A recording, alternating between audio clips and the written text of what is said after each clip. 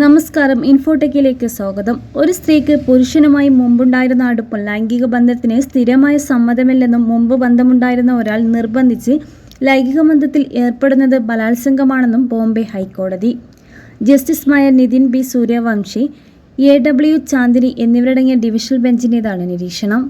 സ്ത്രീ ഇല്ല എന്ന് പറഞ്ഞാൽ ഇല്ല എന്നാണ്. ഇതിൽ അവ്യക്തതയില്ല. സമ്മതം എന്നത് ഓരോ സന്ദർഭത്തിലും അടിസ്ഥാനപ്പെടുത്തിയായിരിക്കും.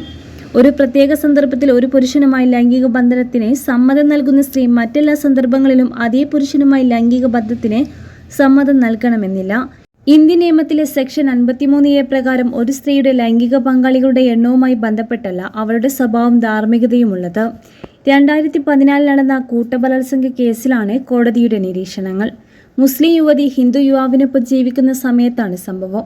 വസീം ഷെയ്ഖ്, ഖാദിർ ഷെയ്ഖ്, ജാക്കിർ എന്നീ 2 പേർ അസഭ്യം പറയുകയും പിന്നീട് ദമ്പതികളുടെ വാടക വീട്ടിൽ അതിക്രമിച്ച് കയറി ഭർത്താവിനെ മർദ്ദിക്കുകയും നിർബന്ധിച്ച് ഭാര്യയുടെ വസ്ത്രമഴിച്ച് മറ്റൊരു പുരുഷനുമായി അപമാനകരമായി പോസ് ചെയ്യാൻ നിർബന്ധിക്കുകയും ചെയ്തു. ഇതിന്റെ വീഡിയോ പ്രതികൾ ഫോണിൽ റെക്കോർഡ് ചെയ്യുകയും ചെയ്തിരുന്നു. തുടർന്ന് ദമ്പതികളെ കാറിൽ തട്ടിക്കൊണ്ടുപോയി മർദ്ദിച്ച് അവശരാക്കി ഭർത്താവിനെ മാത്രം റെയിൽവേ ട്രാക്കിൽ ഉപേക്ഷിക്കുകയായിരുന്നു. റെയിൽവേ ജീവനക്കാരുടെ സഹായത്താലാണ് ഇവർ ഇവിടെ നിന്നും രക്ഷപ്പെട്ടത്. ഭാര്യയെ പ്രദേശത്തുള്ള വനപ്രദേശത്തേക്ക് കൊണ്ടുപോവുകയും അവിടെ വെച്ച് പ്രായപൂർത്തിയാകാത്ത ഒരാൾ സ്ത്രീയെ ബലാത്സംഗം ചെയ്യുകയും ചെയ്തു. പിന്നീട് മറ്റു 2 പ്രതികളും ഇവരെ കൂട്ടബലാത്സംഗത്തിനിരയാക്കി.